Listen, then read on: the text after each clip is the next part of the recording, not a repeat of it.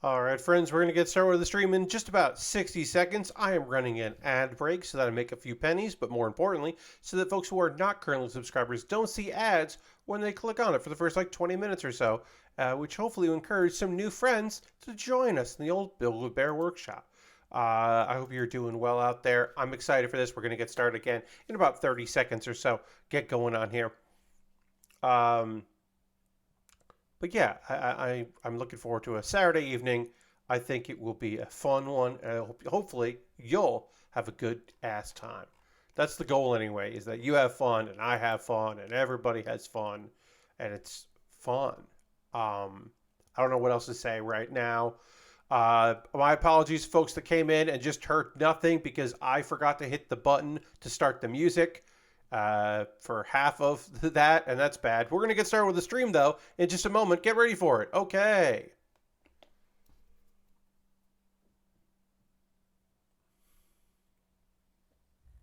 Hello and welcome to the Build with Baer Workshop. My name is Pat Baer. I'm here to build a model kit and to hang out with all of you. I'm going to go ahead and throw the Bear Cave, the Lego, the Scythe, the Tier 2 Blue emote in the chat. If you are currently a subscriber, you can reply with those emotes. If you are not yet a subscriber, you can say hi or use other people's emotes. Or if you want to be a lurker, well, you can go ahead and lurk. That's also okay. Lashbrook is here. Hello, Lashbrook. It's Saturday. We got Suletta Mercury from Witcher Mercury. We're going to be working on Suletta tonight. We're going to try to finish Suletta. Suletta needs legs to move around and to do stuff and to be mobile. You know, it's Mobile Suit Gundam, not in Mobile Suit Gundam. So we're going to put some legs on Suletta, and then also there's a Haru that we can build and then attach. So we'll do that. So we'll get Haru built. We'll get our friend Suletta put together, and then and if there's time left in the stream when that's done, oh, there's a stand for the kit too. We'll build a stand. If there's time left, we can get started on the next thing that we'll be building, which is a knockoff Lego set. It's by a company called Mold King. We're going to do the AE86 from Initial D. And if we have to stay a little late tonight, we might stay a little late tonight so that I can finish this kit up. I haven't made that decision yet. I don't know for sure if we are going to do that, but it's an option that we have is to finish this up. Hey, welcome, Ash. Happy to have you here. It's been a hot minute, and glad you're able to join us tonight for some model kit building and maybe a little knockoff Lego. Yeah, I hope you're doing well. I'm gonna real quick here. 1 second. Just have to do a thing. I need that. Okay, great. Sorry, I just had to have something ready for later. I don't need it right now, but I'm setting myself up for what I'm doing after the stream. I'm thinking ahead.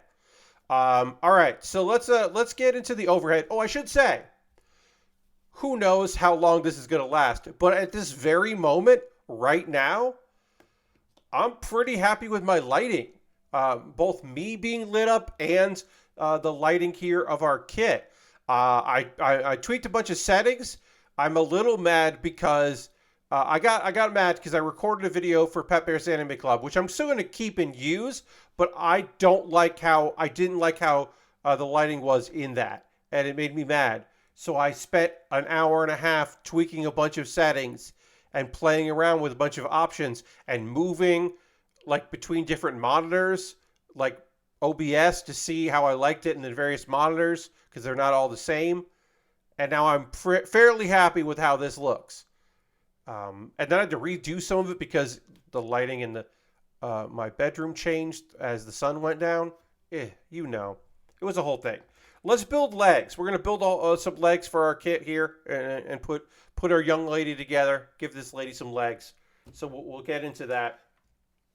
Another thing that I spent a little time today doing was turning my mom's phone back into a phone.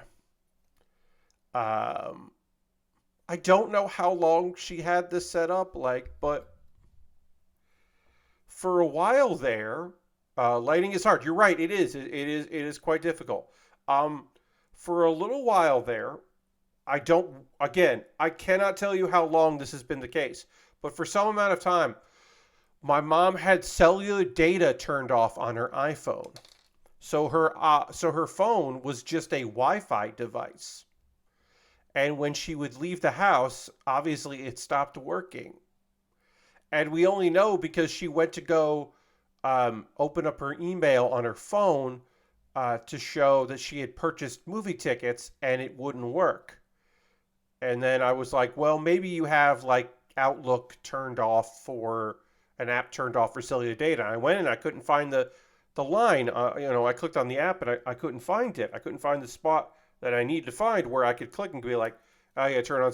And I was like, oh, that's because all of your cellular data is off. And I don't think that should be allowed. Like, obviously, emergency calls would have still worked if there had been an emergency, but like, you shouldn't be able to just turn your phone off. Like, you can turn it off, but I mean, like, make it a Wi-Fi only device. Like, I understand if you want to save some money, but like, calls worked, but like, I think calls worked. I actually don't even know. It was surprising. It was a surprise for sure to be like, wait, what's going on with your phone? So that's fixed. I fixed that, so that's good. So at the very least, I can say my mom's phone is a working phone now again. And as I said, I have no idea how long that was the case, but it was some amount of time. But that appears to be fixed, which is good.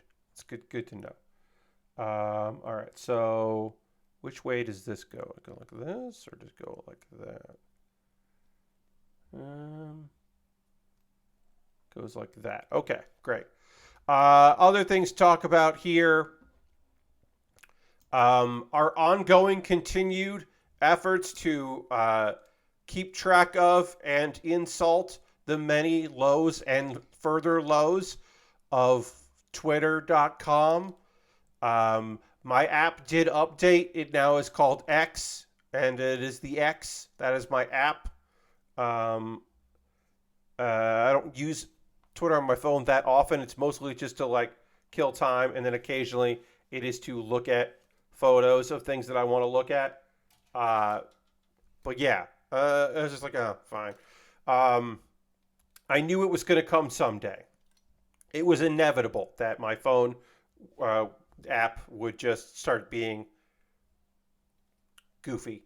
Now, the X, you may know that over at Twitter HQ, they put up a new sign on the roof of the building with their logo. It is a big X, and it looks tacky.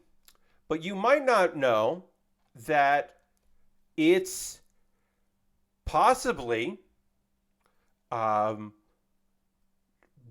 ADA compliant, which is a new fun thing because it lights up, and you're like, well, Pat, yeah, it's a sign. Of course, it would light up. It's just a big X, and I'm sure they just they put in some bulbs or whatever, and you can see it. No, it changes its lighting. They rigged it up to be like different pulses, like consistent. Like it's not just like on and off. It's like pulsing and different patterns. Cool technology, bro. Shit. And of course, it is in direct line with people who live across the street from the building. And those people are very unhappy that there's now a blinding light on at all times of night. And you're like, oh, well, yeah, you just close the blinds and it sucks, but it's not the end of the world. But with it being pulsing, it could, in theory, be incredibly tough for folks that are sensitive to light changes, and in practice is bad for anyone that looks at it. Musk would never check if something was illegal before doing it. 100%, yes, and then complain and argue, and then threaten to take away someone's Twitter account if they were suddenly calling them out about it. But yeah, it's awful. Also, general reminder, I know y'all don't do this stuff. Oh, John says, I assume we're talking about how illegal it is for me to blast a spotlight downtown into other buildings. Yes. So it's, again, it's not just the fact that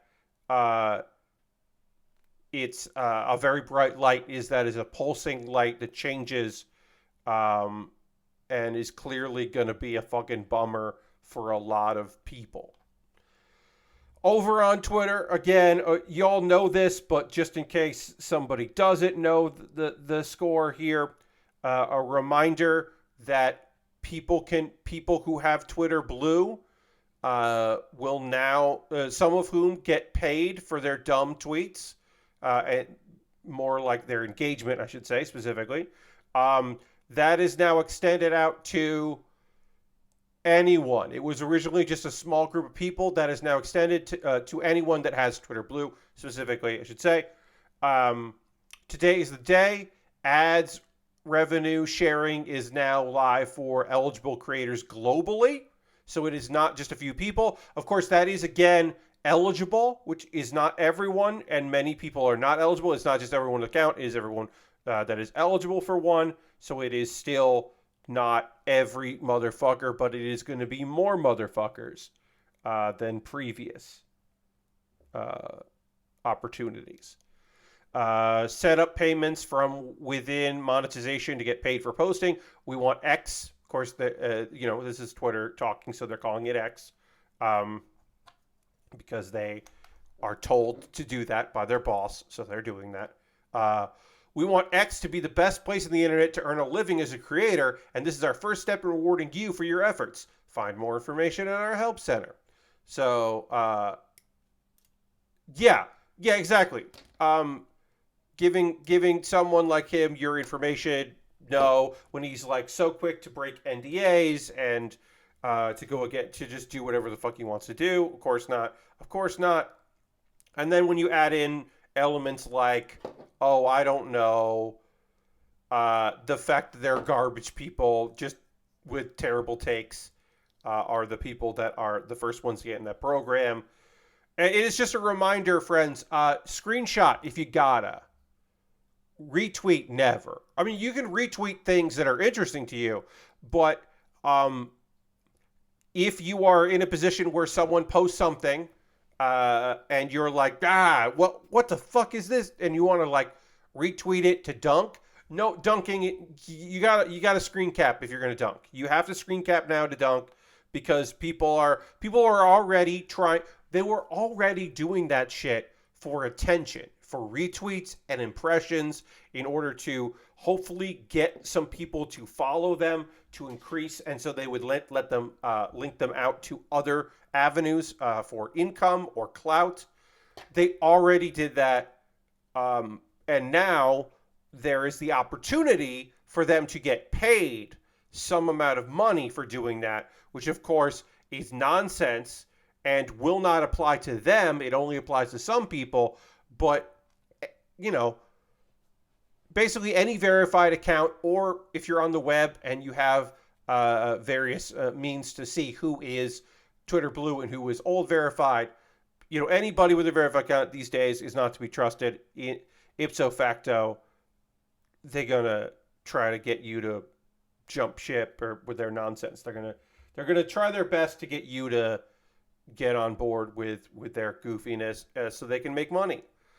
They want you to be mad about the thing that they just wrote. Or I saw this today. A friend of mine retweeted with like a sincere thought, and it was very nice.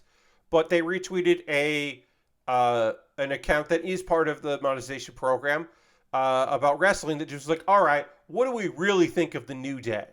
And it's like, okay, well, that doesn't come from hey, I want to think about the cultural significance, or from a perspective of black folks who love wrestling, watching three people who loved each other and supported each other and never turned on one another. They didn't break up. The injuries happened, but they never turned their back on one another, and they were still always a unit. And how refreshing and wonderful that is.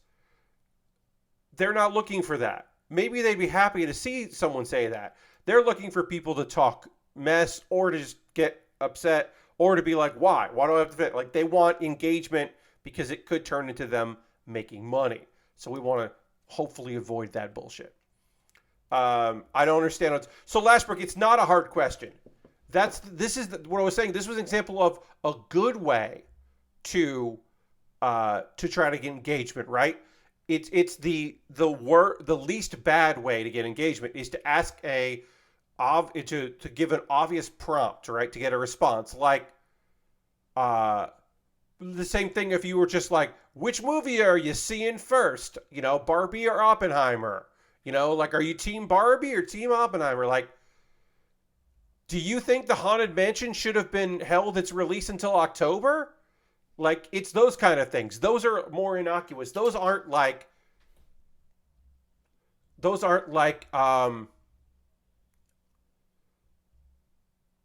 there's no good cheese, right? Where you're just like, you just want people to get mad? What is this? Or like, I've never cried reading a book. Prove me wrong. Like that kind of nonsense engagement obviously sucks. The less devastating version of it is the like, hey, what's your opinion on this innocuous thing that nobody really has a negative opinion on, probably. But it's still all part of the scheme.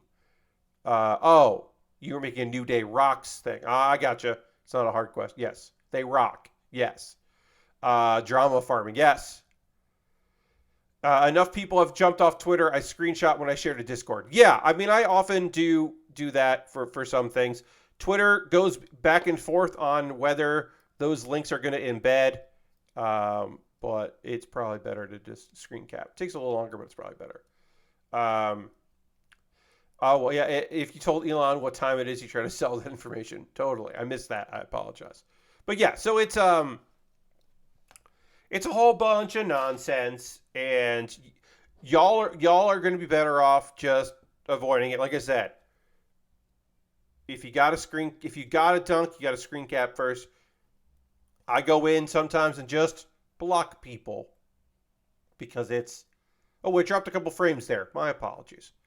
I've been enjoying co-host lately, says Ash. Cozy vibe. I like co-host a lot. I've been up on co-host. I have a bit that I've been doing on co-host. I think I've talked about this on stream, but it's been a while since I said.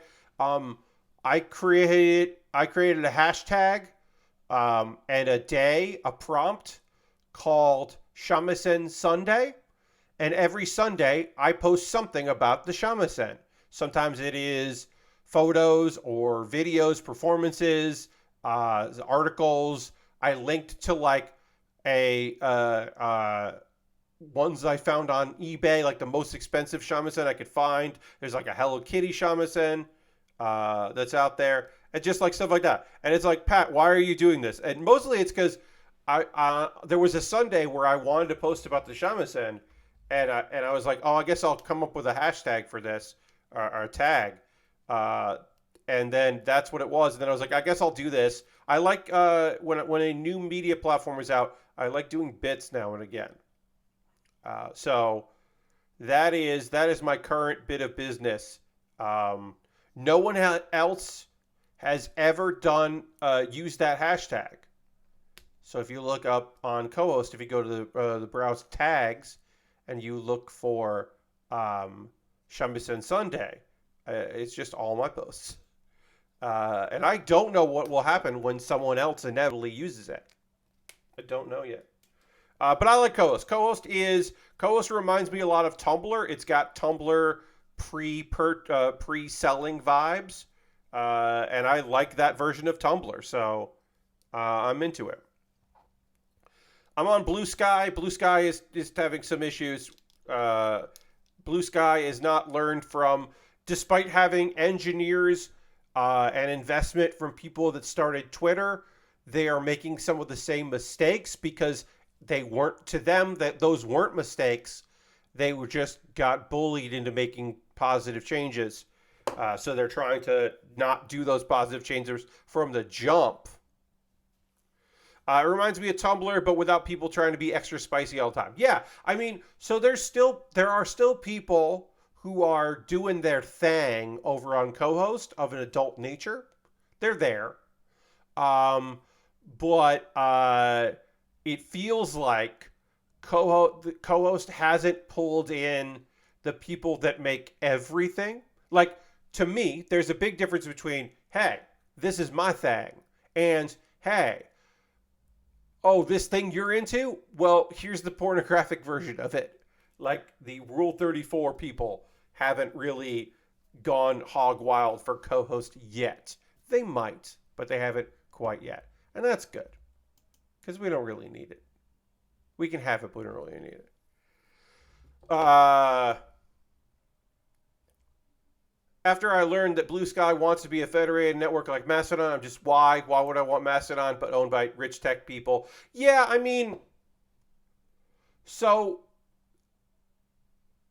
Blue Sky has a lot that, the thing is, the best part of Blue Sky is that it is the closest another one of those. It is the closest Twitter. And obviously, Twitter sucked shit, and pre-Elon Musk, Twitter sucked shit. But there's something you said for the devil that you know. Mastodon is fine. Mastodon is a fine website thing. I like that I'm part of a community of people that at the very least like the same podcast I like and the host of that podcast. And I think that's fine, but it doesn't do much of anything for me. I think Mastodon is okay. I don't know. It's stable, but at any point, I don't think he will, but at any point, Will Smith could be like, you know what? I don't want to do this anymore. I don't want to run this instance. Bye. And then I'll have to find another Mastodon, another place for my account. And, like, I don't really need that in my life. But I don't know. I don't know yet. I don't necessarily think Blue Sky is the answer either. I don't know if there is an answer. I think, unfortunately, the answer is when I'm promoting myself, I'm posting everywhere. And then I try to do posts from each of them. Like, I do a lot of retweets to Twitter that just live on Twitter because they're retweets of, like, fun or interesting things. Because I think that's cool. But then, like, if it's like, I was mowing. Hey, friends, here's a fun bit of Pat life for you, in case you missed it on my socials. I was mowing the lawn today, and it started pouring rain. And I thought about, well, what if I just didn't do anything else today? What if I didn't think about anything else, and I just called it a day? I shared that on Mastodon and Blue Sky and Twitter. And if I still posted to Facebook, I would have posted it there too. And that's just like how I felt like sharing that. Because I was like, oh, I guess I'll post that everywhere. And that doesn't seem good. No, I didn't post the Threads, John. I don't want to use Threads. I'm not interested. I'm not interested in Threads as a thing. I have a Threads account because I have an Instagram account. I went into it, I looked at it, and I do know that they have, since I last looked at it, they have worked out the feed of posts from people you like in order that they posted. If that is either there finally or is coming, but they did recognize apparently eventually that is a feature that people wanted. That they tolerate Instagram, but they don't want that for their Twitter knockoff. But it's still not something that I want anything to do with. I'm just not interested in Threads. Ash says it's harvesting so much data they can't launch it in the EU. Yes, I did see that. Yeah. You're currently on Tumblr and Twitter and co-host in Mastodon, but I try to spend most of the time on ones not owned by big rich corporations. Yeah, totally understand. Or in the case of Blue Sky, a couple rich people, no real corporation there, but a few rich people making big investments, then also venture capital money, because you gotta get servers and everything costs money. And I understand that. It is what it is. I'm not, again, I'm not super interested in much of any of these. I I like Blue Sky because a couple of my friends blew up on Blue Sky, and that's fun to kind of see, to just kind of vibe about that and see how they're doing and what they're up to, and I think that's kind of fun. But I'm not going to be sad when it inevitably fails. All right. Well, thanks for stopping in. Always happy to see you, and I hope you enjoyed the rest of your day. Uh, but yeah, thanks for popping in. All right, other stuff we can talk about tonight. We have other things. Uh, you know what? It's story time. It's a little story time here. I think I have talked about. Let me ask chat. Chat, maybe you remember. Have I talked about a an improv show I did, an outdoor improv show that I did? I feel like I've talked about that here, but I don't remember if I have or not. But have I talked about an outdoor improv thing that I did? Have I talked about that here on stream? Let me just add. Let me quick check because I don't want to get too much into it if that is the case. I can't remember. But while I see if someone will write that in chat, I'll just say the reason that those brought this up is I missed a few readings, but I don't recall or hearing it. Okay. Somebody today that I was chatting with asked me about like, so was the improv show you did at PAX West the weirdest place you've ever done improv? And I was like, no, that no. That's like nowhere. That's not even on the list of weird places that I've done improv. It's like, what? No. Um, that specifically was Cards Against Humanity. They wanted to be part of PAX, but not in PAX. Like they had the indie mega booth. They helped out a lot with the indie tabletop booth as part of the indie mega booth, right? So they put that money in there, and they did panels. But they like didn't want just like a table on the show floor. So at PAX West, they rented the theater that is in the building of the convention center, the old one, but not part of it, the ACT Theater. And there are a couple stages. So most of it was you could just get to it from inside the building, and you go in and you buy cards and product, and they would always do something. And a couple of years they sponsored me to come out to PAX West. So I helped design custom cards, or just kind of hung out or whatever. And one year, as part of them sponsoring me, they did improv every night of the convention because they had a stage where they didn't do anything in the stage, and you could just get free tickets. It didn't cost anything. It was just like have a badge, you can get a ticket, and you can go to it.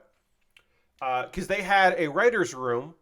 The creators eventually, like some of them had full-time jobs, or they were in university or whatever, or they helped create the original game and they weren't really interested in like the business of it. So they hired a bunch of Chicago improvisers and writers to work on cards, the expansion packs, like basically like any expansion that wasn't like the main game, like the weird themed expansions. A lot of that was from those writers. So they brought him out to PAX West to do improv and to do a bunch of stuff. And I sat in with those fine folks, which was very kind of them. And it was just an improv set. We kind of, the days that I did it, we had like some of the hosts of the show like go through the cards and give us like prompts as like a suggestion. So instead of just being like, hey, can we get a word from the audience? And then be like, oh, okay, cool, Boner Factory, great, thanks. Never heard that before. And then like whatever. Or the short form, can we get an occupation? Or whatever. They'd just be like, hey, and they would just read out a card. And then it would kind of inspire improv.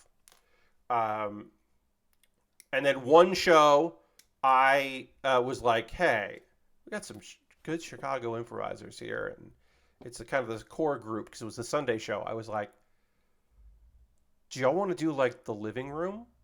And a couple of them knew the form. The living room is, it was a, how do I say?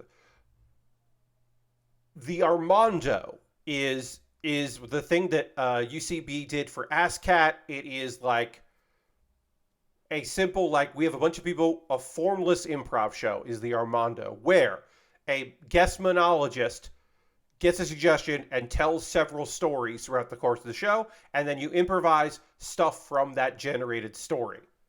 The living room is a improv form that is a play on the Armando. It is an Armando without a monologist. So it is the performers, and the idea is that you get a suggestion, or in this case, someone reads one of the Cards Against Humanity cards, and it spurs your thoughts, and then anyone can just be like, well, that reminds me of this, or whatever, tell a story, and you can interrupt them, and you can have a conversation like you're hanging out in the living room shooting the shit. And I was like, does anyone want to try doing a living room? Can we see if that's cool? And so we did it once, and I was like, okay, well, if I ever had my way, this is what I would do. This is how I would, if I got to make the decisions. This is the improv set. This is how we would do it. We would do that, and we ended up doing that in New York a couple times. But at the end of the day, that's just improv in front of an audience who is not necessarily knowledgeable about improv, right? There were people that were like, because I saw a bunch of friends that were like, hey, this is my first time seeing improv, because they heard about the show from me, right? Or they knew Cards Against Humanity or whatever. And so they came in just being like, yeah, I mean, I like, maybe they know Whose Line Is It Anyway? Maybe they know comedy sports, they know short form. Maybe they've seen some long form, but they haven't seen a lot of it. And so that was kind of an introduction for people. So that, honestly, doing improv next to a video game convention is nowhere near the weirdest places I've done improv. If you want to take a further step, I've done improv as a panel. Obviously, improvised postmortem is doing one improv game for like an hour, right? One improv exercise for an hour. But not even that, right? I'm talking about New York Comic Con. On stage, we moved the tables off. We all had lavalier mics, and we all did an improv set that was here's a card, get on stage, and like we're standing like here, and like the edge of the stage is like right there, and it's just like really cramped. And we did improv for a room full of people, and it was fucking weird because it was Comic-Con. It was, it's like New York Comic-Con, and it's like the strangest thing I've ever done at New York Comic-Con. So that is already weirder than the PAX show, right? Because that was just like, yeah, whatever. But the weirdest improv I've ever done, and again, if I've talked about this on the stream, my apologies, but I don't think I have. I might have. I don't remember. The weirdest improv I've ever done was outside. It was outside during a festival, the Cherry Blossom Festival, at the Brooklyn Botanical Gardens, because they have sakura, they have the cherry blossoms, and they do a festival every year. And it basically, because it's the sakura, because it's the sakura, because it is the cherry blossoms, it is kind of an anime hangout. And so the people that were putting it on were like, hey, to my friend Bridget, hey, I saw y'all at the marathon, the big improv marathon. Can I book improvised anime to do this festival? And we were like, yes. Like a couple of us had done improv at convention stuff before. I'd done one. This was years before any of these other things, years before I did anything at PAX. But I'd done a little bit of stuff here and there. I did a sci-fi themed improv show at Long Island, a science convention that I had been to when I was a teen, and came years later. And it was real weird to go back and be a performer there, but I've done that. So I was amped for it, and we were all like, yeah, I guess we're going to fucking do this. So we went and did it. Again, this is at a Cherry Blossom Festival, so it is outside. We had lav mics. There was a tent set up. which is a 4-post tent, uh, and then at a like a dance floor, like one of those portable dance floors was set up for our stage, and then the audience was sitting on beanbag chairs, and it was, we had people that came in for like 5 minutes. It was outside, so but there were plenty of people that were like genuinely excited about it because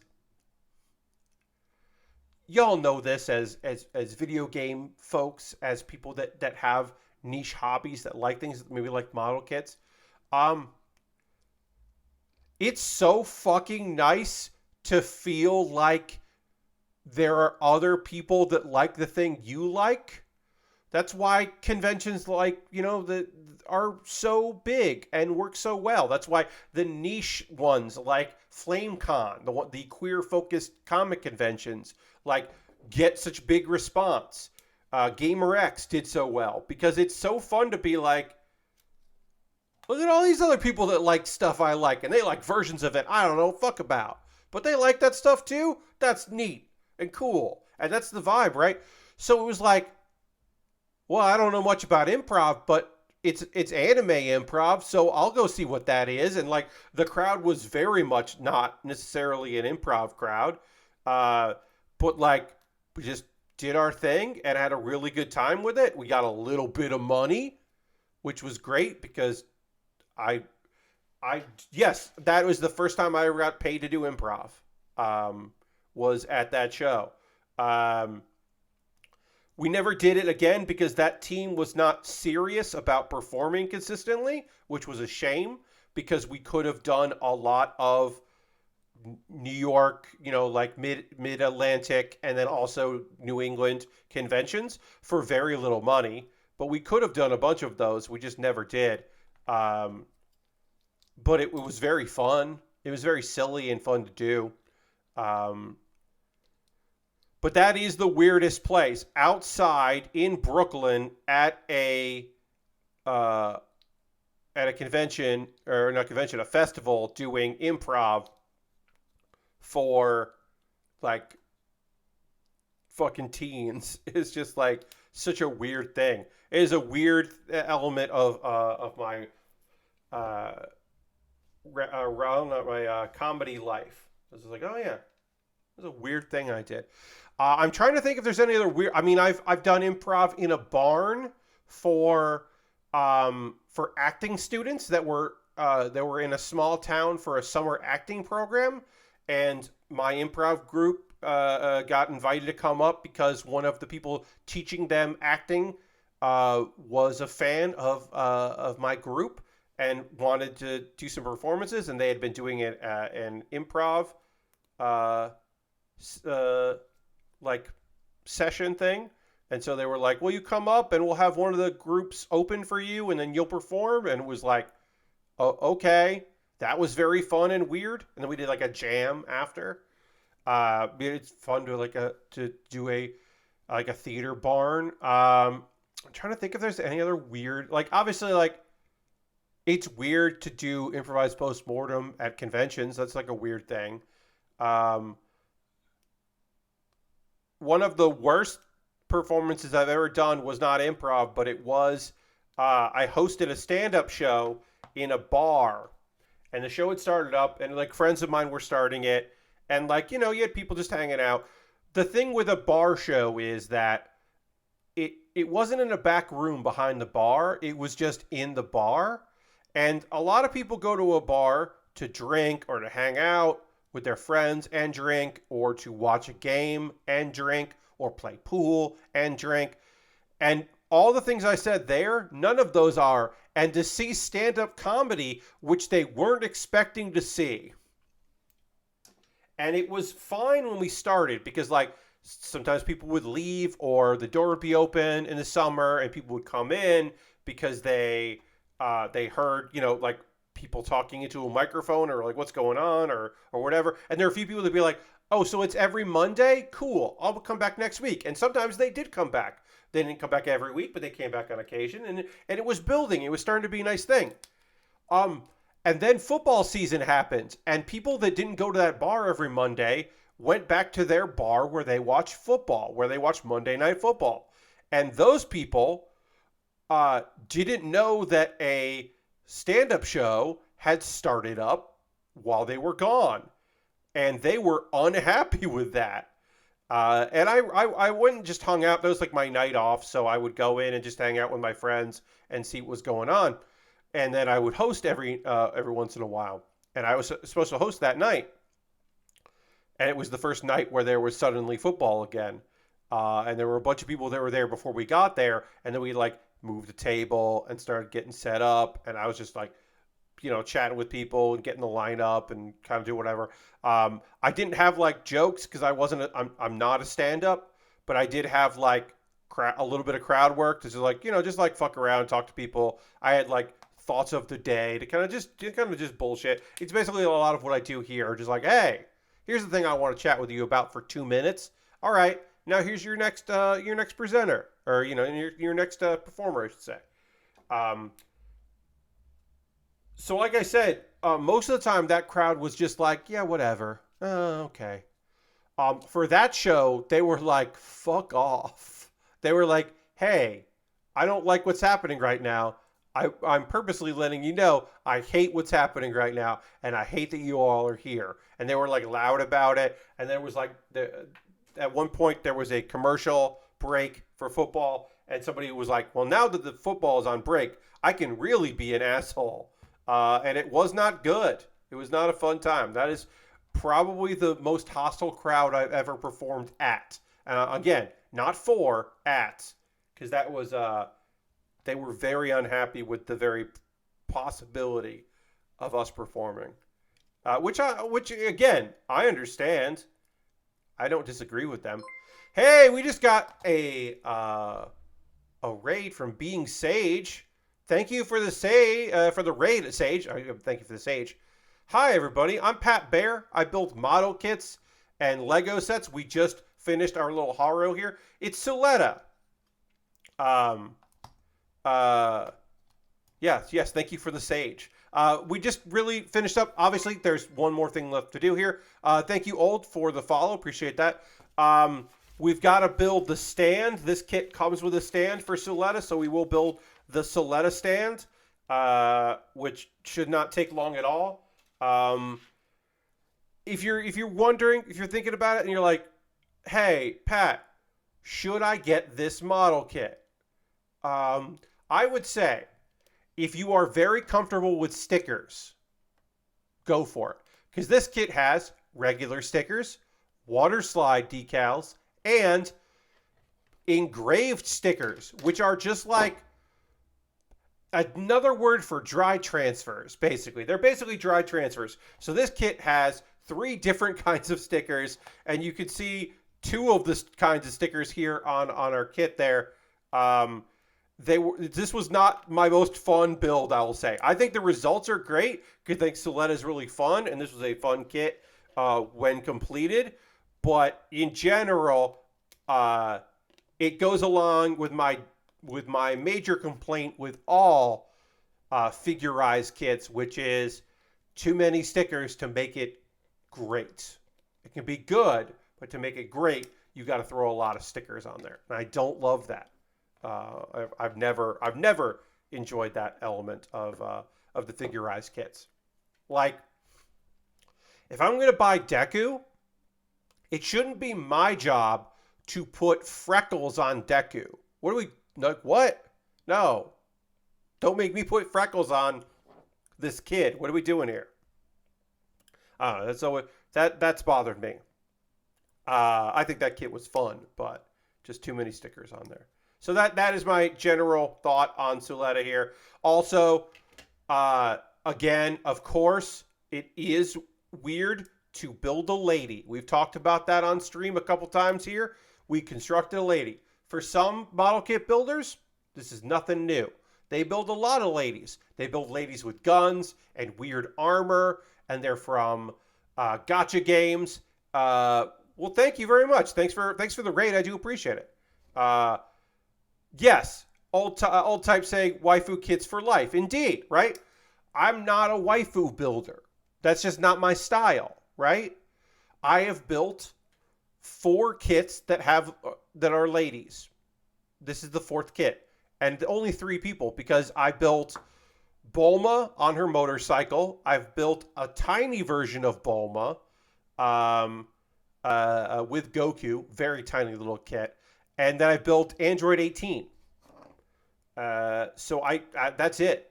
I've never built a lady with proportions who has some sort of giant weapon like kind of kit. Like that's just not a thing that I've done. Again, if that's your style, hell yeah. I hope you keep getting great kits that look awesome and are exactly what you want. It's just never been my thing. Uh, so it is a weird thing. It's like, well, I guess I'll panel line the butt. That is a choice I had to make on Thursday stream where I was like, I think I want the butt to be panel lined, so I guess I need to panel line this kit's butt. All right, now what am I doing wrong here? Why are you being weird? Both of these are 1. Yeah, these are both 1s. I want this. And then here. I would like this stand to work. I'm just like, for some reason, it's coming together, but it's not. Oh, there it is. It's like that. But yeah, you should. This should lock together. There are 3 1s, so I'll just see why I'm fundamentally not doing this correctly. Let's try over here. No, that doesn't lock in. That doesn't lock in.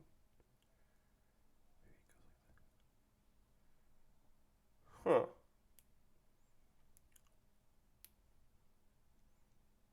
Yeah, that's weird. Yeah, I'm having trouble getting these here to getting this to lock in correctly, which is strange. This'll work.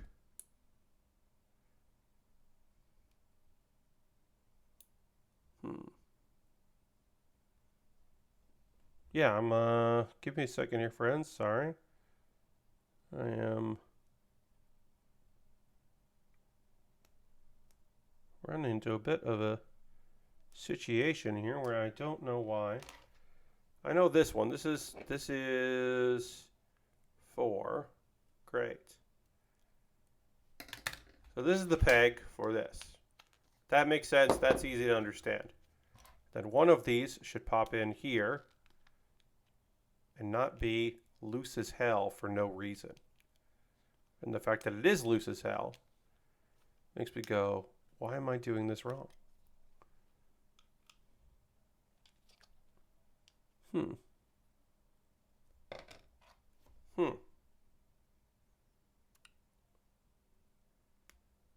Okay. Oh, that's right. Okay. All right. Well, I got that done correctly, so that's good.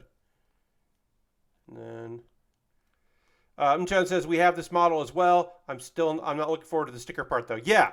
So I would say, John, that you should just focus on the regular stickers, just the traditional stickers, because every of the dry transfer, all the dry transfers just were fine to do just as is, and you will hopefully be able to find something like that works for you.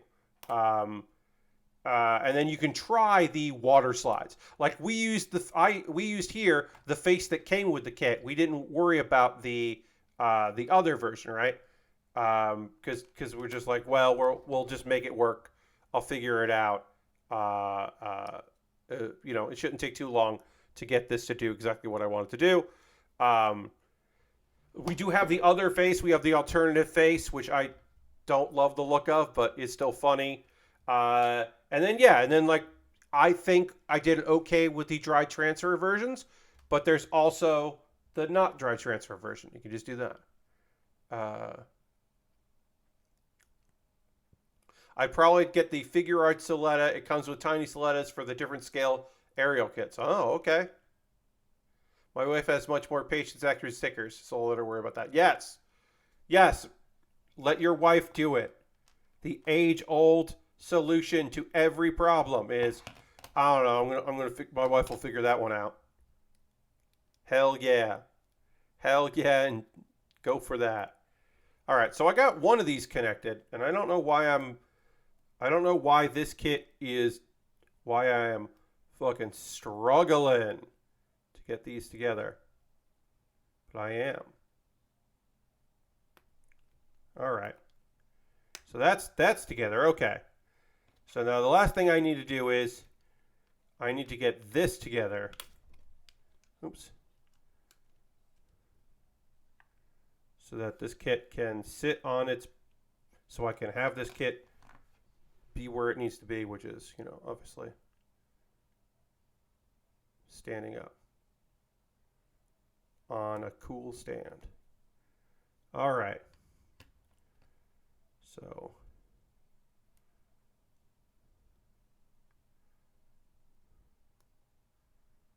that goes like that.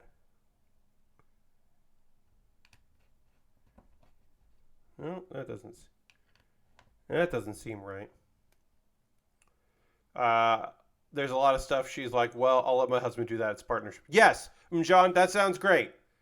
It's all about partnerships and getting, sharing the workload, getting stuff done. Totally understand. That's every kind of, solid partnership. That is the good foundation is figure out the stuff you're doing and the stuff that your partner does. Why is this? Oh, this is like jammed shut now. That's excellent. Or what about this? Okay. Let's try this one on here.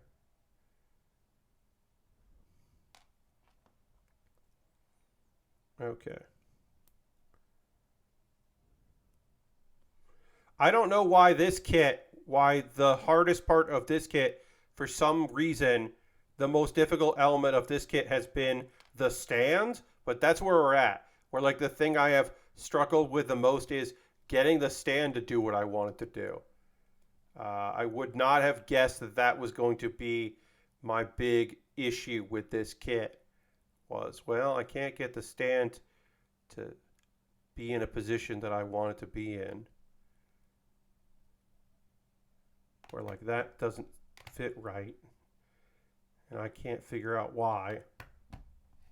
Well, that's kind of where we're... Okay. That's better. I mean, it should have some resistance because I'm going to have this kit stand up. All right. Now let's build the... you can do this part. We can just have her like this. And I think that's what we're going to do. There is also like a cradle method, cradle way to do it. But I kind of like just I like the stand just in the back. I think that's more stable. But yeah, all right. That took way longer than it should have. But we did get Suletta done. I am going to take 2 photos here. I am going to take the regular photo. And then I'm going to take a photo of the very silly other face that we have made. So I'll do that. Let me take a... But we do have the stand, which is nice. Got the stand built. We'll take a little photo here of Suletta holding Haru, because it's got Haru. And of course, we want a photo of Haru. And then I will show you the alternate version of that. We'll take up also the calls, talk about ways you can support the channel, and do all that kind of fun stuff. And then we'll talk about some anime, and we will get into chatting about or working on a very different kind of build. Our first ever Mold King kit. So we'll build some not Lego, which is an odd thing to say, but we will do that in the next next little bit. All right, so here's Suletta doing her thing, and then we got to do other face Suletta, alternate face Suletta. Pop off the hair. There. Pop off the head. Come on. There we go. Pop the head off. Pop on the alternate head that we created. John just re-subbed saying, for 22 months saying, sorry this is early, but I'm supporting the channel with my Prime Gaming sub. Thank you, John. I appreciate that very much. It's not early. We would talk about it anyway, but thank you very much for that. Let's throw the Barricade Lego Scythe Tier 2 blue emote in the chat. Thank very much, John, for renewing their subscription. Appreciate that. 22 months is a whole lot of months. Thank you very much. All right. So now we've got the shocked face. Our only time using these particular pieces there. Hey, Dirty. Because this is our first time using the water slides. And then we have shocked face. Shocked face Suletta. Get real in there. I would not have this version of Suletta out there doing her thing. Also Haru. Gotta fix Haru. Come on, Haru. But yeah, I would not have this version of Suletta just out and about. It's very silly. But I will take a photo of it. So let's get in there. Great. And then I can put Suletta on her stand. And we gotta widen it out. Whoops. Oh, too much. And then just pop it over there. Great. And there we go. Excellent. All right, that's Suletta. Suletta is going to live over here for a bit. Suletta might join. She might, Kirby might tap out for a little bit, and Suletta might pop over there. I haven't decided yet in my display. But if I do that, it will be with the not silly face. It'll be the less silly face, because I think that's a better choice. I'm going to toss this stuff over here. We had some different hands. That's the only parts of the kit that are left, which we didn't need. And yeah, toss that over there. Deal with that later. Mold King. Mold King is a knockoff Lego. And we will be dealing with that presently after the pause for the cause. Let me go to here. And I'm going to update stuff because I didn't know how long that was going to take. So now we're going to change the title of the screen to Mold King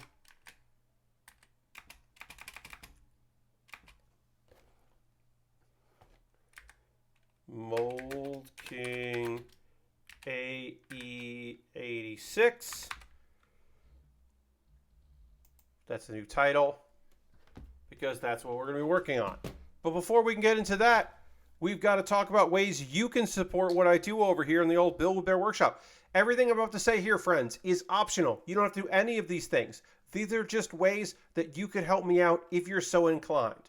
All of it's optional, as I said, but if you'd like to, you're more than welcome to. And if you're not interested, just hang out for a couple minutes. Then you're going to see a weird, odd knockoff of Lego, and that's kind of fun. But right now, if you're currently a subscriber, you can throw the Bear Cave, the Lego, the site, the Tier 2 blue emote in chat. Let the people know being a subscriber is the easiest way to support what I do here. You get cool emotes. You don't see pre-roll ads or ad breaks or anything like that. You're already here on Twitch. You probably already support other people, so you can use Cash Money, link your credit card or your PayPal and help me out there. Or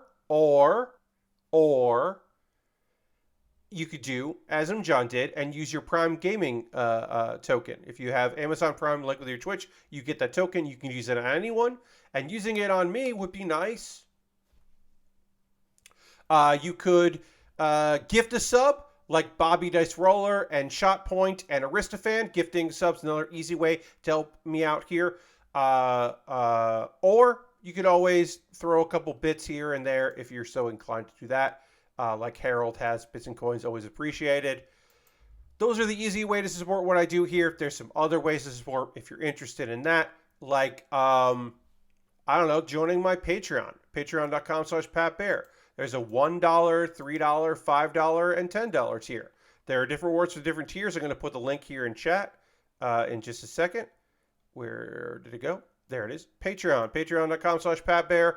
As I said, you could just jump in there. Any day is a great day to join Patreon, my Patreon. I just put up a Q&A video that only Patreon gets. Every month, I answer questions from the community on my Patreon for 1, 3, 5, and 10 every patron. But it's just for them. It's the only exclusive content that I do. I got a YouTube channel at youtube.com/PatBear.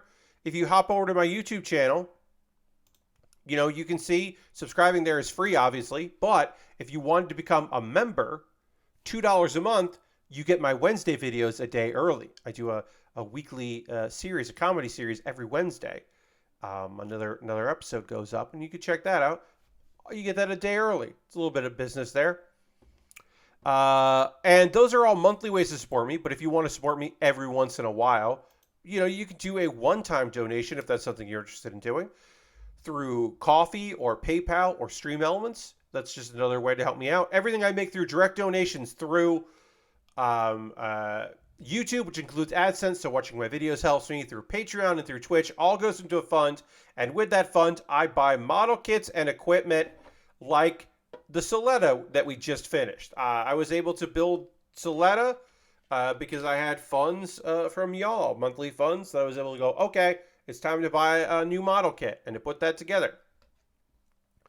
This kit that I'm going to be starting soon, the model car, the Mold King model car of the AE86 from Initial D. There's no way I would have been able to buy this without your generosity. So thank you all very much for that. Now, I have a backlog of stuff that I'm working on. If you would like to jump the queue and have me work on something that you decide I should work on instead of the other stuff I have, well, the best way to do that is to buy something off my Amazon wish list. Over on my Amazon wish list, I've got inexpensive Lego sets. I've got expensive model kits. I have a bunch of different stuff. Stuff that's always on sale. Stuff that has free shipping or free Prime shipping. That is fulfilled by outside partners. That is coming from other countries. I have all kinds of different stuff. Weird kits, not so weird kits. Kits that you've seen all over the place. Kits that I've never heard of. That I'm like, what is this? And how do I get it? Because I want to build it on stream. You buy something on there, it comes to me, you can have a note. I make a dedicated YouTube video about the thing you purchased, and then I build it on stream. And there's some expensive stuff in there because it is fun to have a couple pricey items. Not that I'm ever expecting anyone to buy them, but, one person did during my birthday. I got that Providence Master Grade. John picked that up, which is very kind of John. My alternative to that is Throne. I have a Throne wish list because it's nice to have an alternative to Amazon. And I do have surprise gifts turned on with Throne, and no one has taken me up on that. But if you want to buy me something weird that Throne has, you could do that. That's allowed. And then you buy a gift card to USA Gundam Store. Send me a whisper here on Twitch or DM on Twitter with the gift card code. And I'll use that gift card code and I'll buy something from USA Gundam Store. That's the most convoluted way to support me. I have a Discord. It's free, obviously. Join my Discord. I post build photos at the end of every stream. People post stuff that they're working on. And yeah, you can jump into there if there's something you want to do. A couple of video links for you to check out. Pat Bear's Anime Club. I will have a new episode of Pat Bear's Anime Club up on Monday. But this most recent episode that is currently available for everyone is the 101st episode of the Pat Bear's Anime Club, which is looking at all of the isekai that are out this season, because there are a lot of isekai out this season. I mean, there's only 8, which is sometimes there's way more. But I looked at all of them and talked to you about if I'm going to watch them or not and give you a brief description of all of them. And then Baerly Rehearsed. Baerly Rehearsed is an ongoing video series. It's my Wednesday video series. They're comedy pieces that I practice a few times before I hit record, or I might even record them a few times and pick the best version. This one is a quick little thing. It is my interpretation of a TikTok trend or an Instagram Reels trend that I thought was kind of funny to do. So I did that. Enjoy. All right, we got anime to talk about. I need to drink a beverage, so I am going to drink a little water, and then we'll get this anime going. And my recommendation is that you also maybe stretch out, get a little drink, something like that, while we dramatically transition back to the overhead camera. I'm also going to take my pills. Maybe it's time for you to be medicated. I don't know. Mew Yabby wants me to dance, and I will do that once we're done with this transition. So let me do that first, and then I will also hit the dance button in just a moment. But first, water and pills.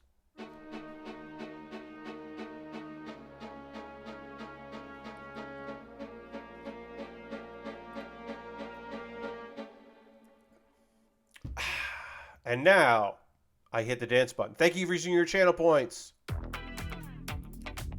Oh yeah.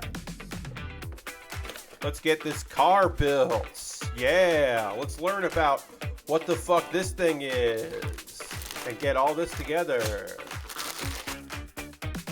It's almost the end of the month. We'll have a new song at the start of the month because I change the songs up every single month. So, this box came in this case. That's right. This kit came with a plastic display case like this was some kind of high-end model car. It's not. It's a knockoff Lego called Mold King.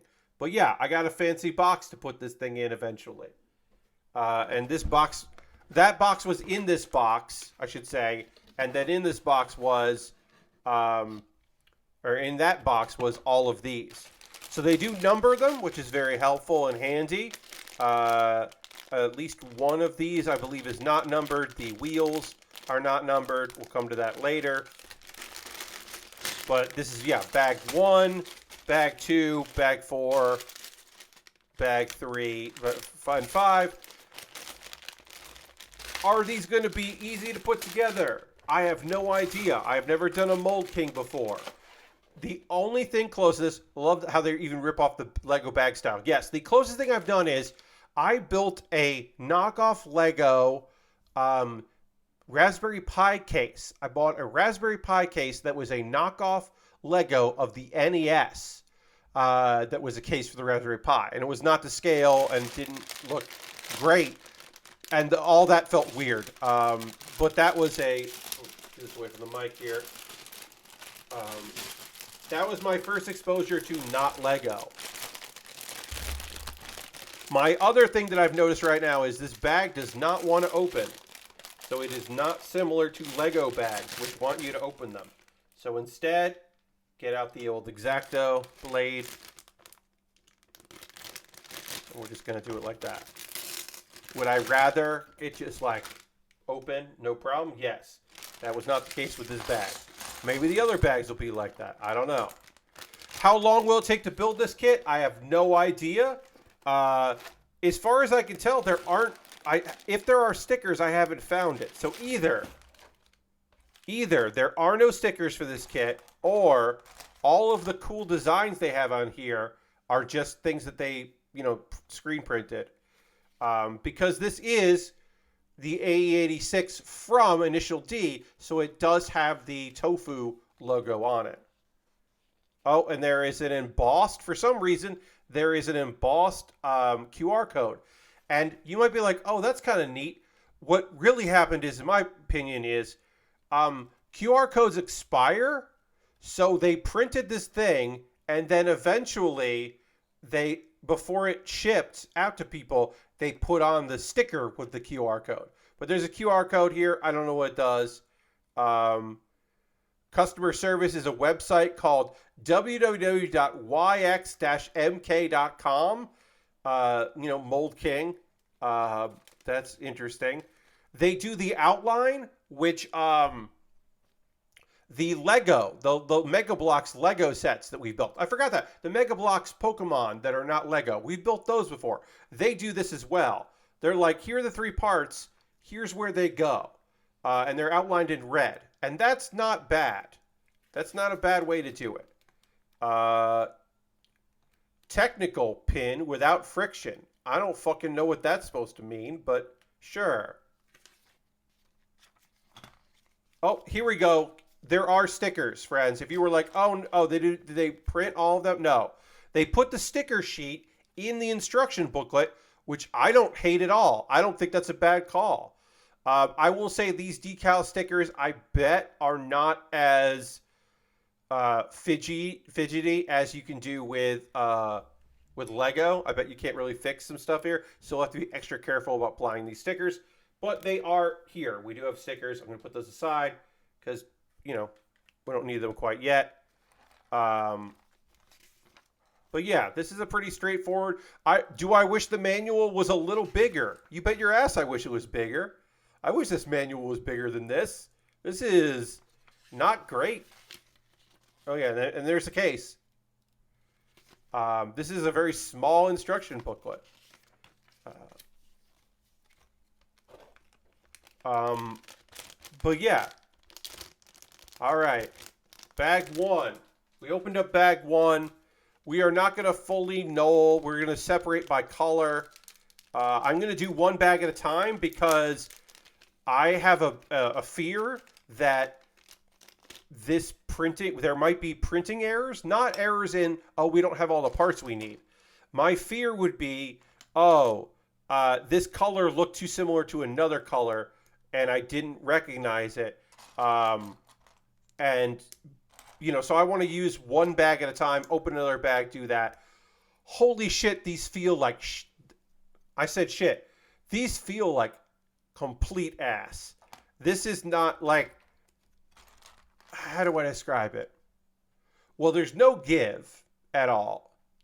But just the way this feels in my hand doesn't feel great. There's just something, there's like, even if it is more rigid, there's just something about this kit that like I don't like the sensation of. I just don't like what's going on with this thing. I'm feeling weird about this whole endeavor now. I don't know why. I'm just like touching these. I don't like touching these, I guess is what I'm saying. It's just got a bad feel to it. I'm sure it'll be fine. I'm sure I'll have a good time building these. I mean, I hope I do, but yeah, I'm not loving it. We do need to talk about some anime as I get into this, as I get into doing this here. I've got 2 anime shows to talk about. Very different vibes on these 2 shows. They're fun to watch. I'm often watching these episodes back to back, and they're very fun in combination. These are a fun duo because they are totally different vibes, and I like that. I'm enjoying the differentness of these. So the first one is Saint Cecilia and Pastor Lawrence. This is a slice of life, cozy show that could turn into a romantic show. Right now, it's just a slice of life about a saint who is not like, she's not like a nun. She's just someone with special abilities, which we haven't really seen examples of, but we're aware of. And for the village, and her long-term companion, Pastor Lawrence, who discovered her when she suddenly showed up in the village and has been kind of taking care of her and looking out for her. And there is a sweet romance building that everyone else can see and is aware of, but maybe Lawrence isn't aware of. Anyway, it's pretty slow. Abel. Abel is a friend from the old days. We've met him in the last episode. He seems to be kind of lazy, or maybe he's just not super into doing stuff at the church. We're not quite sure what's going on there. But he's back, and he came back and he's sick, so Cecilia is going to look after him, which makes Lawrence feel some jealousy about that. And then Lawrence is kind of like off-putting, about it, mostly due to the jealousy, which she doesn't quite understand where he's coming from on that. All right, so we need. This is fun. There are parts we need here that are not in bag 1. I opened bag 1 and Am I wrong? You'd think, okay, so I guess, no, they want me to open every, what the fuck? Do they want me to open every bag? I think they,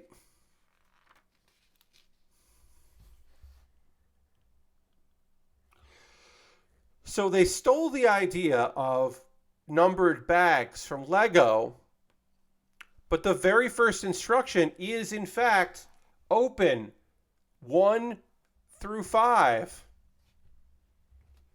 There's one bag that's not numbered. They don't want me to open this one yet, I guess, which has the wheels and, like, I don't know what extra part that is. They went to the trouble of numbering the bags. I guess from their end, they wanted to number them. But then their next instruction is open all 5 bags. So there's no point in knolling because I don't really have enough space for all that. Yeah, the parts I need are in bag 2. And of course, it's impossible to open these. They numbered the bags. And then they don't want you to... I have to build... I'm going to have to... Yeah, all right. I'm going to be building out of this box. Oh, that's frustrating. I guess I'll properly knoll everything on a future stream. But... Yeah, that's really frustrating. That's so frustrating that they would go to the trouble of numbering the bags. Hey, Lord Crashington, they would number the bags. And then the very first step requires things from 2 different bags. Wow. Wow. Yeah, so I'm just going to empty every bag into this box and kind of build out of the box. Wow, that's so weird. Anyway, this episode, Pastor Lawrence and Saint Cecilia, there's a lot of like questions about hardcore mode. Yeah, there's a lot of questions about like Lawrence's allegiances to things and his history. There's like I said, there's a bunch of questions that don't have proper answers. So 1, 2, 3, 4, 5, 6. 1, 2, 3, 4, 5, 6. Okay. So that happens. Let's see. Lawrence is acting strange. Abel is still around, and he's just like, oh, yeah, well, you know, he's just feeling really guilty about what's going on. He says there's a letter from an old classmate, and Abel's been keeping up with the meetings. But Lawrence hasn't been doing that. Like I said, lots of mysterious stuff about what's going on with Lawrence. He basically was like, yeah, I don't go to the meetings because otherwise I will be leaving her alone. You get the sense that he is overprotective, certainly, but also there might be a good reason for him being overprotective. There might be something else going on. Somebody left something at the church, and Lawrence is like, hey, I'm gonna go give that back, and Cecilia is like, I want to go, and then also Abel goes as well, so they all go together, which is fun. They run into a fortune teller and like get basically conned into getting their fortunes read. This goes on for a while, and it's a weird element of the episode. And they got their fortunes read. Let's see what else. Oh, Cecilia gets her cape ripped, and then Lawrence is like, okay, well, I go deliver this. Why don't you go get some new clothes? And then that is actually the store they go to.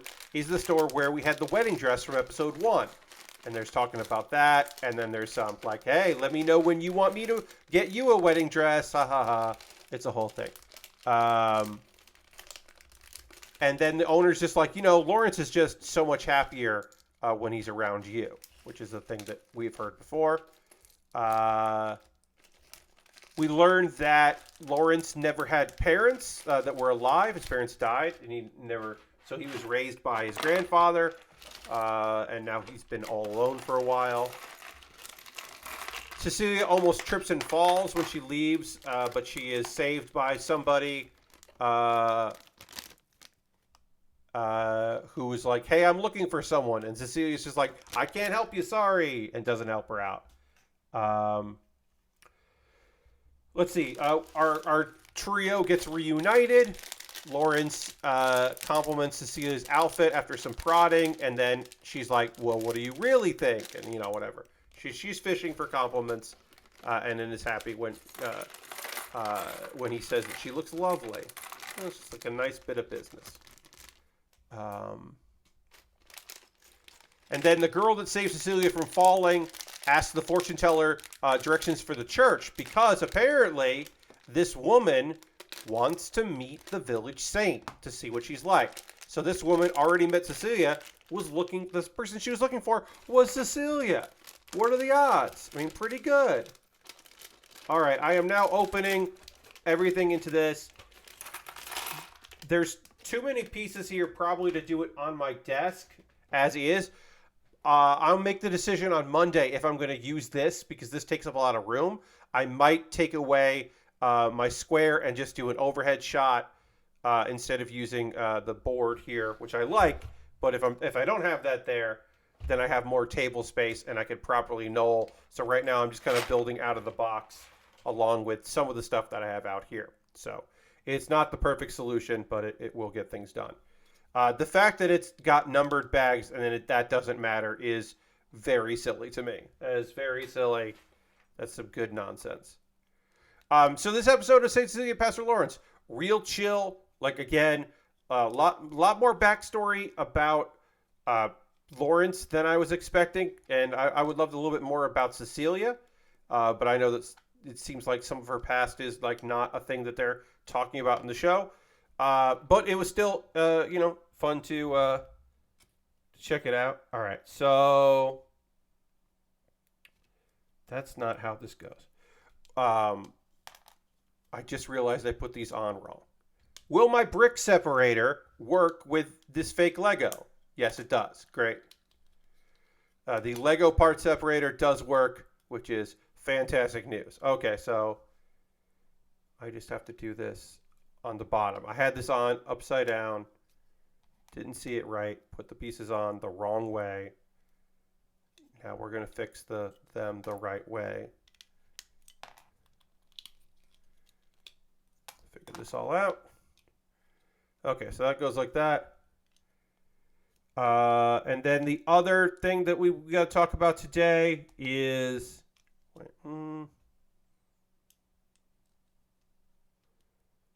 at that.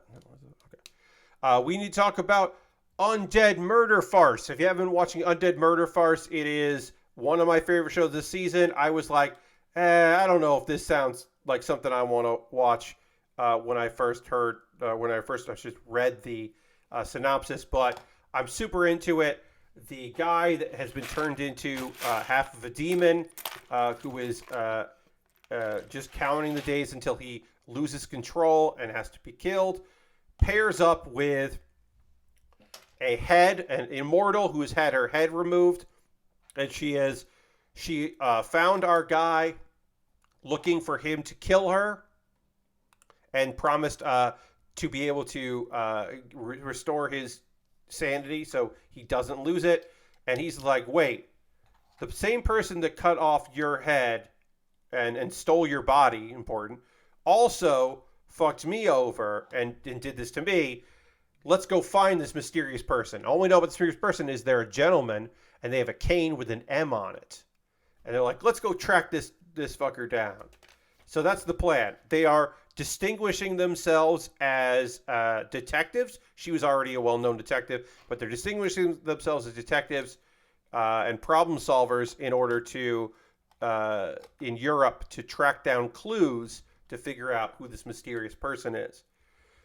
So that was kind of like the premise to set it up. And then much of the last two episodes, episode 2 and 3, have been them solving or putting together clues to solve a murder.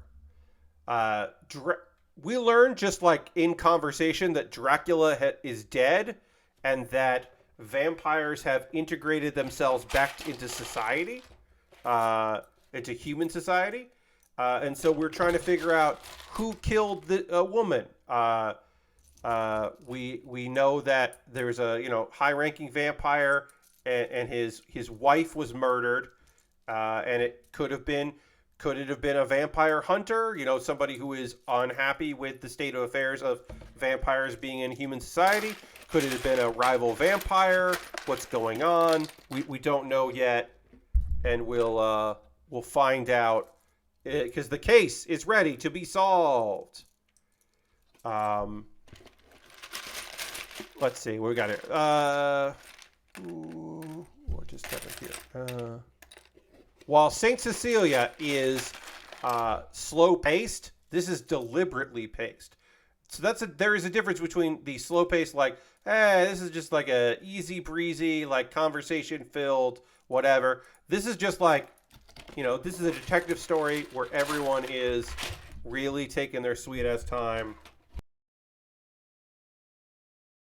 6 of these, and this is not the best way to do it, which is just pulling handfuls of not Lego out of a container, looking for the couple pieces that I need, sorting through, then I'll put them back.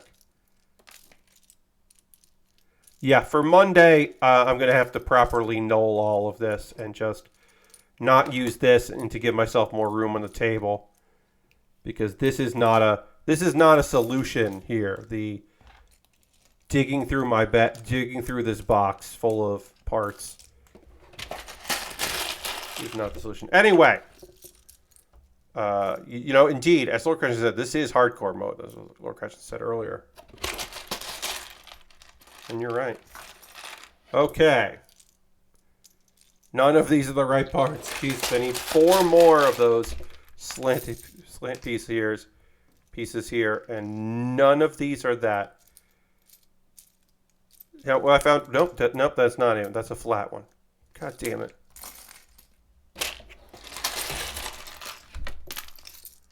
There it is. There's one. Great. Found one. And none of these are that. 3 more.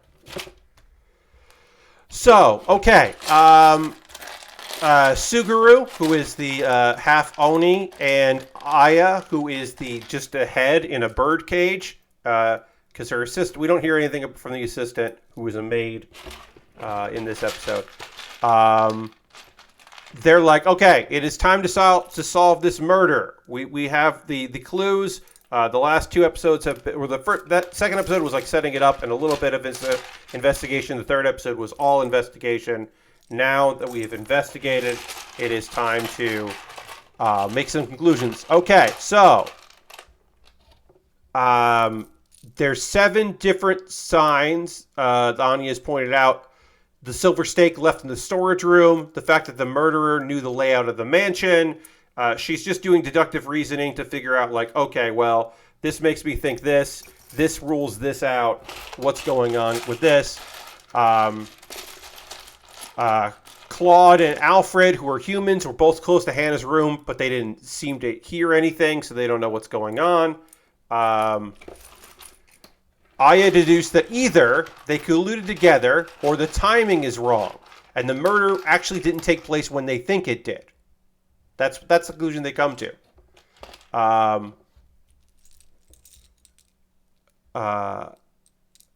It could be that there's something between the stake and Hannah to stifle the noise too, because Hannah was murdered with a silver. They think was murdered with a silver stake. Hannah is the woman who the vampire who was dead. But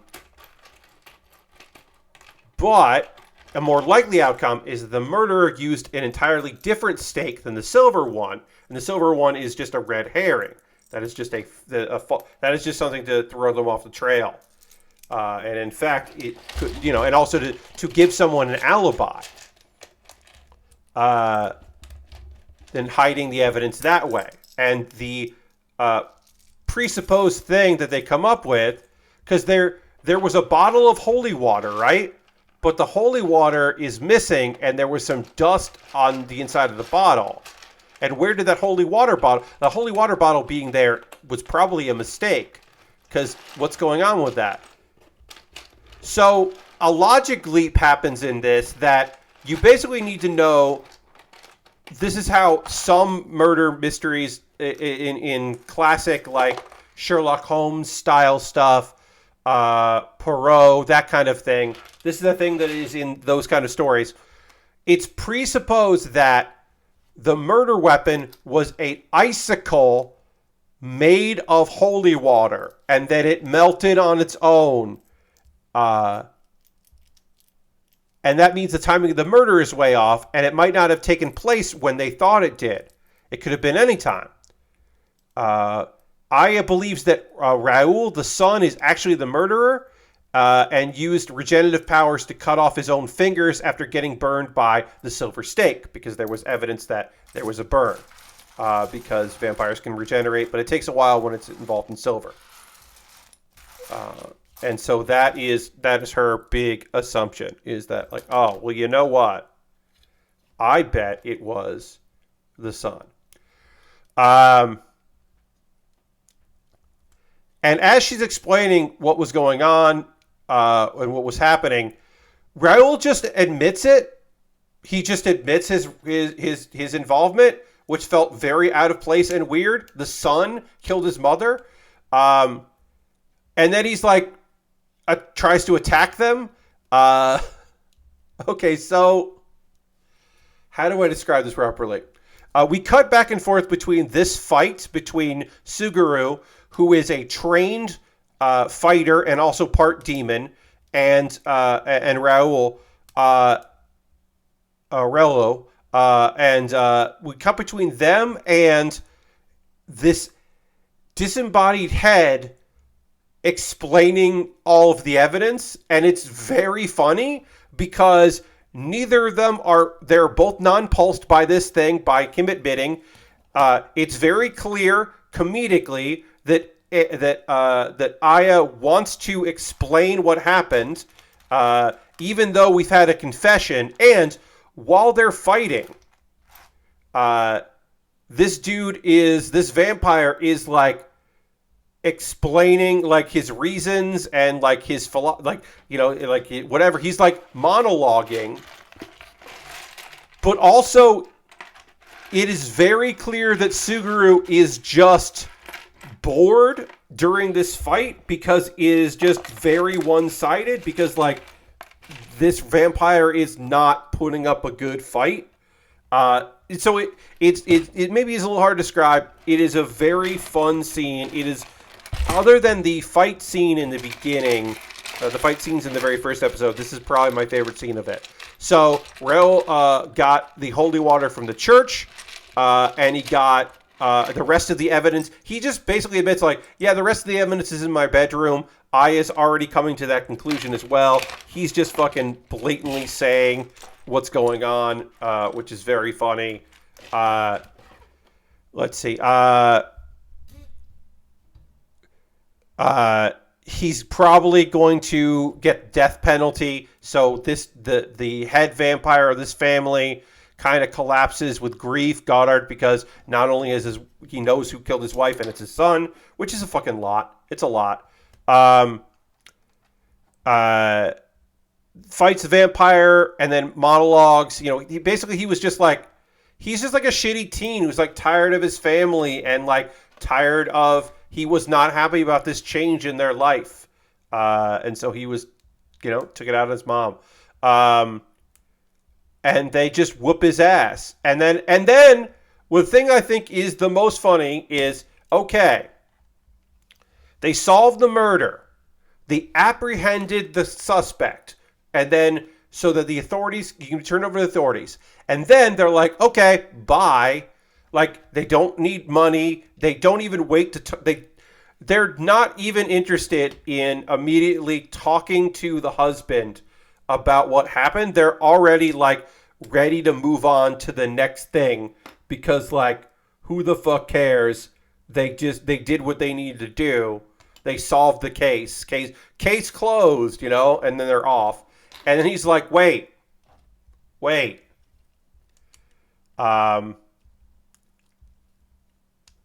He's like, a couple days before you arrived, a mysterious man appeared here that referred to himself as the Professor, and he's on his way to London, and he wanted me to come along. But I had my life here, and I had my family here, because again, this is before the murder. And so I didn't go. And that's the guy they're looking for. They got a fucking clue. Also, our boy Suguru is doing a monologue. He almost misses his carriage ride out of there, which I thought was funny. That was just a little like weird non sequitur, so that the vampire isn't the only one that could do monologues that almost get you in a lot of trouble, which I thought was a funny touch. And then we hear word that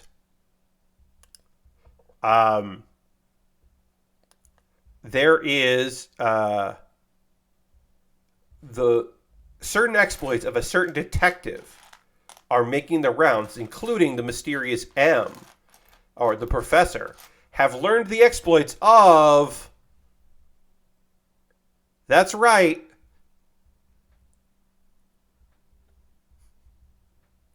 Lupin. Lupin III's grandfather, the original French Lupin, is in this story, apparently. We've already had references to Sherlock Holmes to kind of give you a time and place. Clearly, M is Moriarty, or a stand-in for Moriarty. We don't know for sure. But clearly, that's a reference to Moriarty. And we're going to have either a full character of, or at least reference to, Lupin. And for those who don't know, Lupin from Lupin III is unofficially the grandson of Lupin.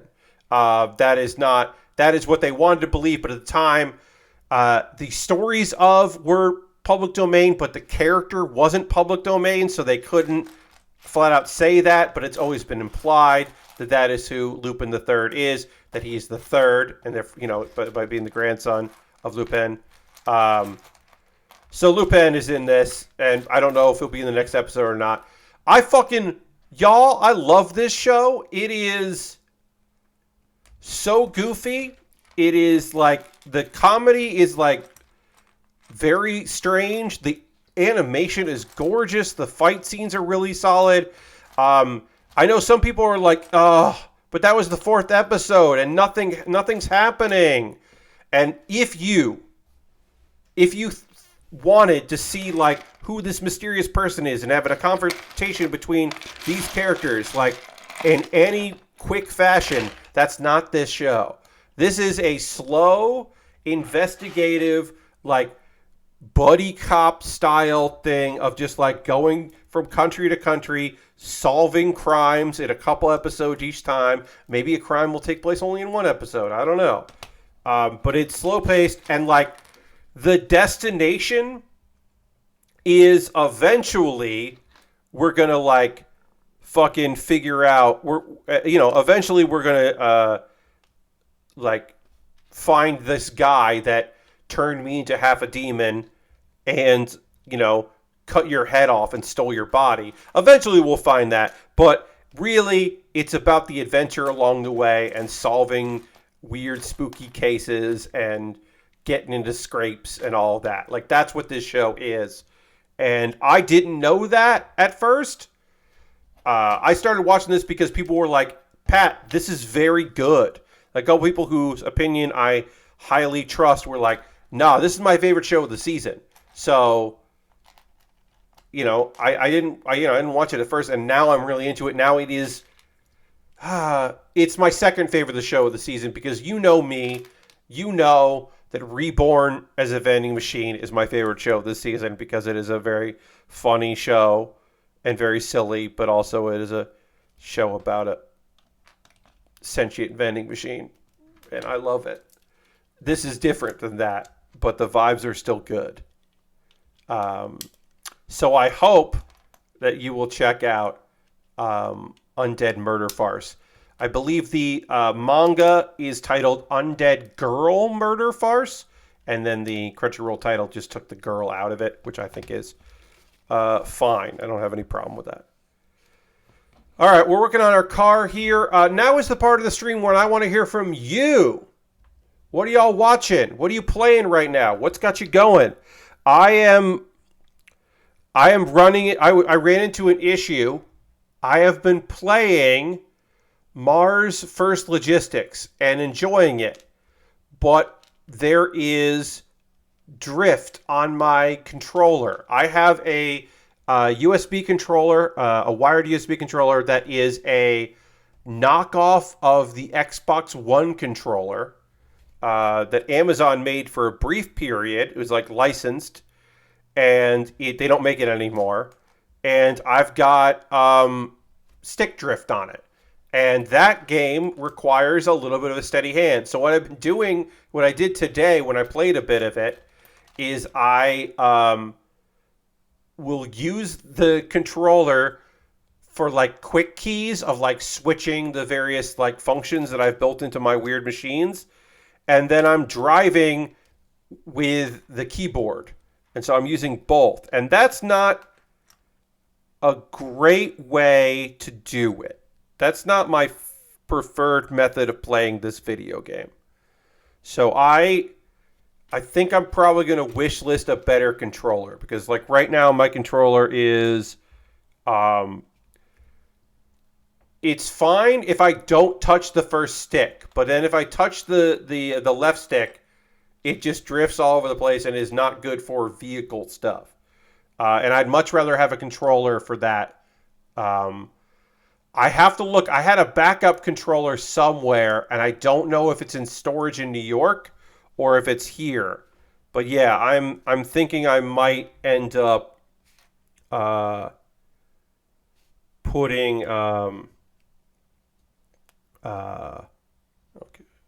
plating. It says plating. I don't know why it says plating. I might end up like putting something on my wish list to see if somebody wants to pick me up a new controller. Doesn't have to be anything great. I just need something that is better than what I have right now, which is a stick that just goes weird. So I don't like that. So I will say, I really, really enjoy Mars First Logistics.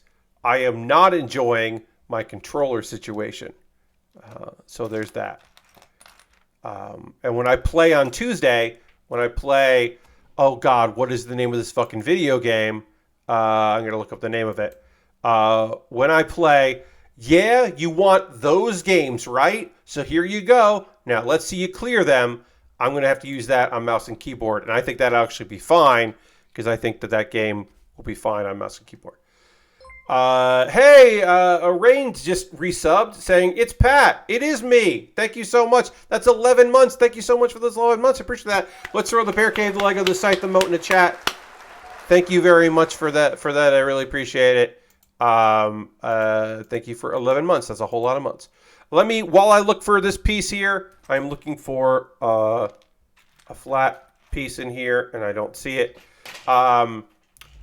Okay, so Lord Crashton finished Twisted Metal season. It's very fun, surprisingly. I'm hoping they do a season 2, since they lay out what that would be at the end of the season, or what that is at the end of the season.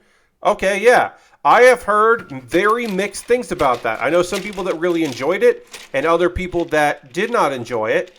And again, my biggest takeaway from that is, I know that's Samoa Joe moving around, and that's not Samoa Joe's voice. And that's weird. I only watched one episode, but I thought it was fun.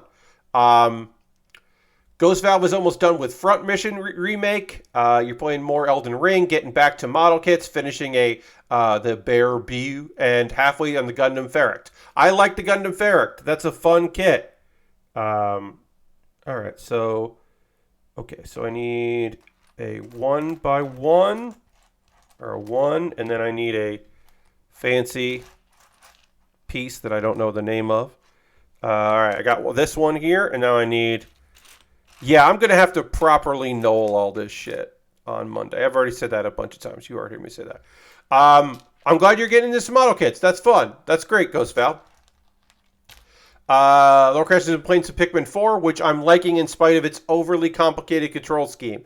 I have heard that, but I've also heard that it's like the most approachable Pikmin game because they took out some of the time stuff that some people, sickos, are mad about that they took it out because they really like that stuff, and other people who just want to play a fun video game are very happy that they took out a thing. That I've heard that from a couple podcasts that I listened to, and also a friend of mine telling me about Pikmin 4 when we were hanging out in a Discord.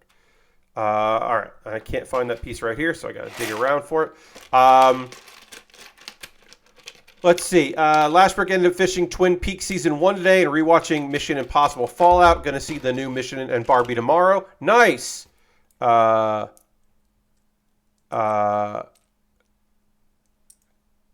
Dirty says super stoked that Xbox Final Fantasy 14 was finally announced coming out.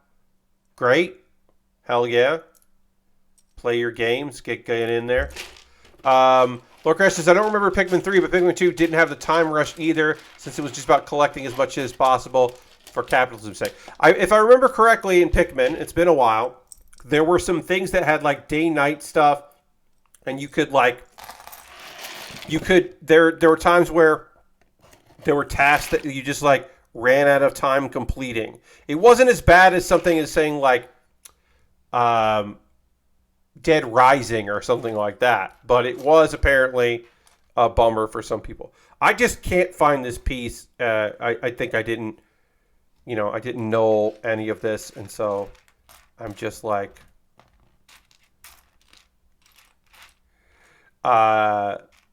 just struggling. I want to try to find this one piece and finish part 10 or step 10 and step 11, but I can't finish step 10 and step 11 until I find this piece that I need. So maybe I won't finish step 10. It is a black piece. It is a curve. I know what it looks like. I've seen it in regular and traditional Lego before. But yeah, if I had this knolled, I would just look through all the black and just pick through. Here it is. I found it. It was upside down. It's this piece. This piece goes on here, and then that attaches to that, and then this goes on there. We're just building the front of our car here. Great.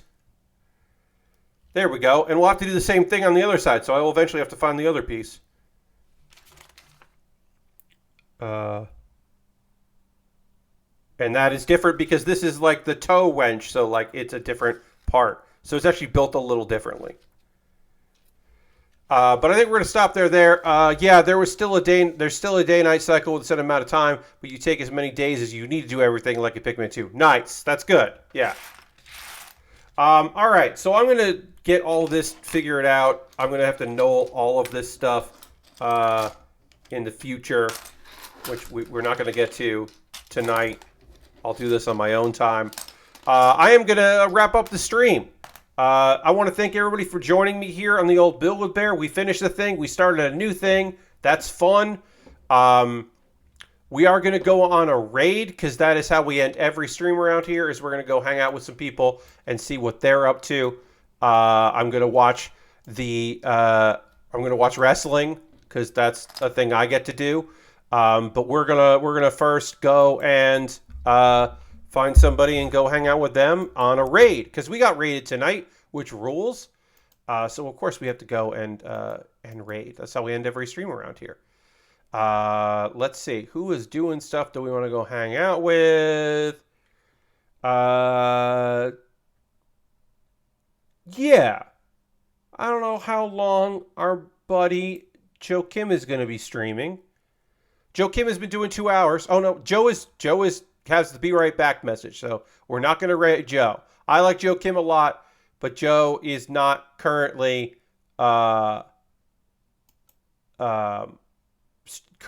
is be right back, and so we're not going to go raid Joe. Let's see who is doing stuff. We haven't raided Chuff Money in a really long time. We're going to go raid Chuff Money. Chuff Money is playing Rainbow Six Siege.